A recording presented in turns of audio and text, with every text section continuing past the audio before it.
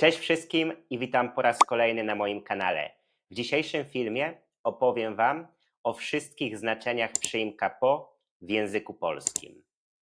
Ten film to kontynuacja serii, w której opowiadam Wam o wszystkich funkcjach i znaczeniach polskich przyimków. Jeśli nie oglądaliście poprzednich filmów, zapraszam do ich obejrzenia. Właśnie na ekranie pojawiają się linki do niektórych z nich. Pamiętajcie, że możecie ćwiczyć te przyimki, pisząc swoje zdania w sekcji komentarzy. Ja będę je czytał, sprawdzał i zostawiał ewentualne poprawki. Przyimka po używamy w języku polskim z dwoma przypadkami. Jest to biernik albo miejscownik.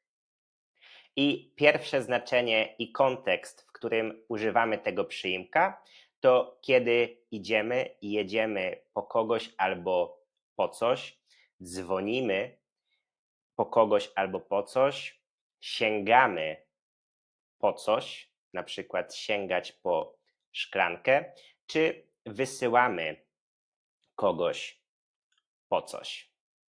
W tym przypadku w języku angielskim tłumaczylibyśmy ten przyimek jako for, a nie używając przyimka w języku angielskim powiedzielibyśmy to get albo to pick up. I popatrzmy teraz na kilka przykładów. Idę do sklepu po chleb. Jadę na lotnisko po brata. Zadzwoniłem po taksówkę. Oni wysłali syna po paczkę. On sięgnął po szklankę z wodą. I w tych kontekstach używamy przyimka po z biernikiem. Następne znaczenie przyimka po to after. Używamy tego, kiedy coś dzieje się po jakimś wydarzeniu, momencie. I w tym kontekście tego przyimka używamy z miejscownikiem. Po obiedzie idziemy na spacer. Po wakacjach ona zmienia pracę. Po tej reformie sytuacja się zmieni. Powtarzaj po mnie. Kolejna sytuacja, w której używamy przyimka po, to kiedy jesteśmy już w jakimś miejscu, chodzimy po nim, spacerujemy, ale nie mamy konkretnego celu naszej podróży. I w języku angielskim w tym przypadku przetłumaczylibyśmy to jako around, czasami on. I popatrzmy na kilka przykładów. Kocham spacerować po plaży. Kot chodzi po stole. Jesienią lubię spacerować po lesie. Dzieci biegają po ogrodzie. Czwarta funkcja przyimka po to kiedy bierzemy określoną ilość pieniędzy od każdej osoby. I w tej sytuacji używamy tego przyimka z biernikiem. Popatrzmy na jeden przykład. Oni biorą po 20 zł od osoby. I jeszcze jedna funkcja przyimka po to kiedy mówimy o cenie jakiegoś produktu. Tutaj też użylibyśmy biernika i w tym kontekście w języku angielskim przetłumaczylibyśmy ten przyimek jako for. Na przykład oni sprzedają truskawki po 15 zł za kilogram. Albo paliwo jest po 6,20 za litr. Pokażę Wam jeszcze kilka bardzo użytecznych wyrażeń z przyimkiem po. Po pierwsze, po raz pierwszy, po drodze, po trochu, po prostu.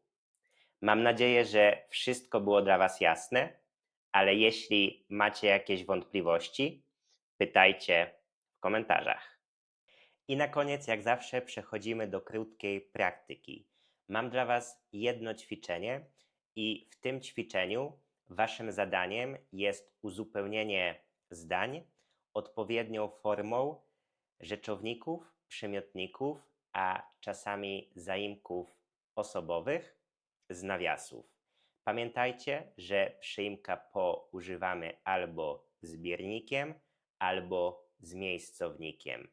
Jeśli chcecie przypomnieć sobie wszystkie końcówki tych przypadków, albo też inne funkcje, zapraszam do moich starych filmów. Na ekranie właśnie pojawiają się do nich linki. I jak zawsze możecie zastopować teraz ten film, żeby zastanowić się nad odpowiedziami, a ja przechodzę do kolejnego slajdu i wyjaśniam. I zdanie numer 1. Idę do sklepu po wodę. Tutaj w tym kontekście używamy biernika, iść po coś, biernik, woda, rodzaj żeński, a więc wodę z końcówką e. Zdanie numer 2. Możesz przyjechać po mnie na dworzec. Tutaj ta sama funkcja, to też jest biernik i ja w bierniku ma formę mnie. Zdanie numer 3. Po lekcji idę na kawę. Po jakimś wydarzeniu, after, jest to miejscownik, a więc lekcja w miejscowniku ma formę lekcji. Zdanie numer 4. Po 8 musimy wyjść z domu. Tu jest ta sama sytuacja, ten sam kontekst.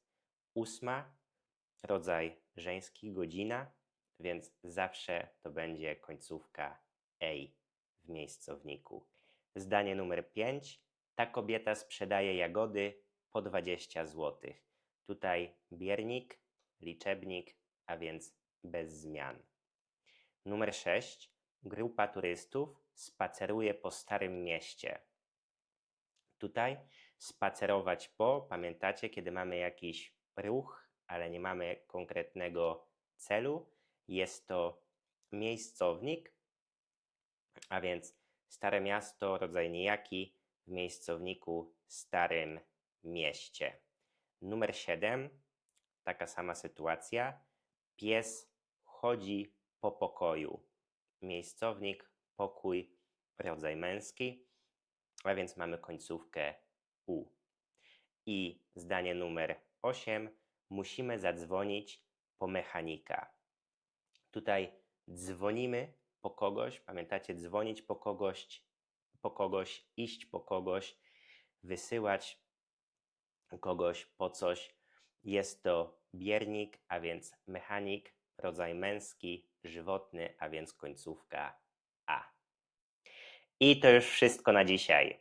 Mam nadzieję, że ten filmik był dla Was bardzo pomocny, że wszystko jest dla Was jasne. Pamiętajcie o praktyce, nie tylko teoria, ale też praktyka, więc zostawiajcie swoje zdania w komentarzach. Na koniec bardzo proszę o zostawianie łapek w górę, subskrypcji i właśnie komentarzy, ponieważ jest to dla mnie bardzo pomocne w rozwoju mojego kanału. Do zobaczenia już w kolejną niedzielę. Cześć!